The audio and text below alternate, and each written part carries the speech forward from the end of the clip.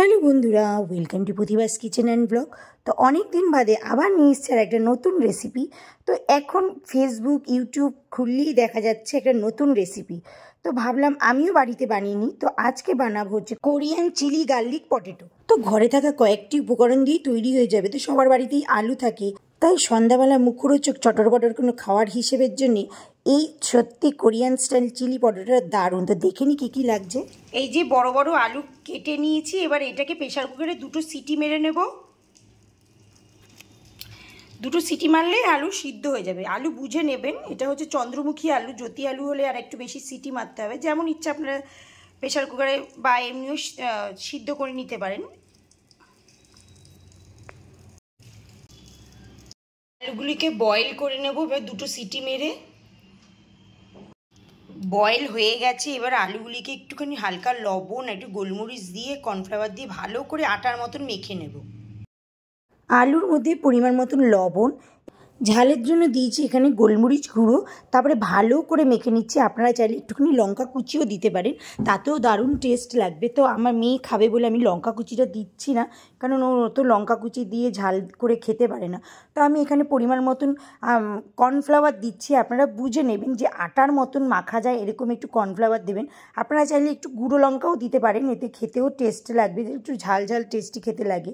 তো পরিমাণ মতন দেখতেই পাচ্ছেন একটু একটু করে আমি দিচ্ছিলাম কর্নফ্লাওয়ারটা, আর দিয়ে দিচ্ছিলাম একটুখানি রিফাইন তেল, যাতে আটাটা মতন মাখা হয়ে যায়। সত্যি রিফাইন তেলটা দেওয়ার পর এত সুন্দর মাখা হয়ে গেছে, দেখবেন বুঝেই যাবেন যে আটা যেমন মাখি তেমনই মাখা হয়ে গেছে। দেখতে পাচ্ছেন আমার এখানে আলুটা অনেকটা ছিল বলে একটুখানি আলু সরিয়ে দিয়েছি, ওটা দিয়ে আমি পরে একটুখানি অন্য টাইপের কিছু বানাবো। তো এখানে বেশি করছি না, অল্পই করছি। তো ফার্স্ট টাইম বানাচ্ছি, কেমন খেতে হবে না হবে, সত্যি ফার্স্ট টাইম বানিয়েছি, দারুণই খেতে হয়েছে। তো দেখতে পাচ্ছেন ছোটো ছোটো লুচি যেমন আমরা লেচি করি, তেমন ছোটো ছোটো করে লুচির টাইপের লেচি করে নিচ্ছি। তো হাতের সাইজে পরিমাণ মতন মানে সাইজ অনুযায়ী জানি এক সাইজ হয় লেচিগুলি, সব কটা লেচি করে নিচ্ছি। এখানে আমার অনেকগুলি হয়েছে, 12টার মতন হয়েছে।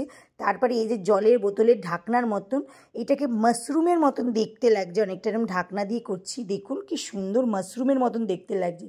তো এরকম করে গোল গোল করার পর তারপরে বেশি চাপ দেবেন না, যাতে পিছন দিয়ে না ছিঁড়ে যায়, তখন আবার ফুটন্ত জলে সিদ্ধ করতে হয়, তো সেইভাবে একটু বুঝে দেবেন, জাস্ট হালকা প্রেস করবেন উপর দিয়ে। তো দেখতেই পাচ্ছেন কত সুন্দর লাগছে দেখতে। সব কটা আমার তৈরি হয়ে গেছে, এরপরে আর কিছুই করব না। এরপরে হচ্ছে আমি একটা বোলের মধ্যে ফুটন্ত জল করব।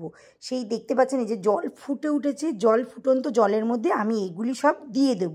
যতক্ষণ না এটা ফুটে উঠছে মানে ভেসে উঠছে জলের মধ্যে, বুঝতেই পারবেন সব ভেসে উঠেছে। দেখতে পাচ্ছেন মানে ফুটন্ত জলে দিয়ে রেখে দেবেন, মানে একবারে বয়েল করতে থাকবেন না।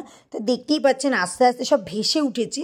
যখন ভেসে উঠবে তখন একদম ঠান্ডা মানে বরফ দেওয়া জল থাকলে সেই জলের মধ্যে দিয়ে দেবেন, খুব সুন্দর আরও সফট হয়ে যায়। তো দেখতে পাচ্ছেন আমি ঠান্ডা জলের মধ্যে সব দিয়ে দিচ্ছি এক এক করে, প্রত্যেকটা এক এক করে দিয়ে তারপরে একটা প্লেটের মধ্যে ছড়িয়ে রেখে দেবেন।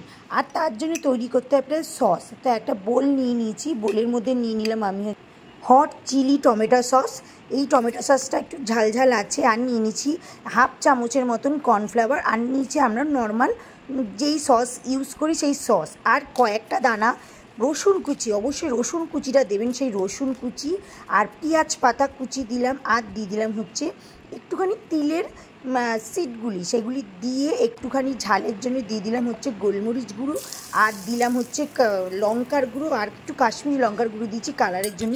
আর একদম গরম তেল, রিফাইন তেল ভালো করে গরম করে সেই সসটার মধ্যে দিয়ে দিলাম।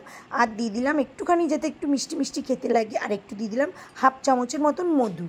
তারপরে সেই পটেটোগুলি এক এক করে ভালো করে মেশাবেন, একটুখানি নরম হয় বলে মানে আলতো করে মেশাবেন, জোরে জোরে মেশাবেন না, তাহলে পটেটোগুলি ভেঙে যাবে, পটেটো বয়েলগুলি। তো দেখতেই পাচ্ছেন আমার সব কটা ভালো করে মেশানো হয়ে গেছে। এবার এক এক করে আমি একটা প্লেটের মধ্যে সাজিয়ে নিলাম, তার উপর দিয়ে সসগুলি পুরোটা ঢেলে দিলাম, আর উপর দিয়ে গার্নিশিংয়ের জন্য দিয়ে দিলাম একটুখানি তিল আর একটু পেঁয়াজ পাতা।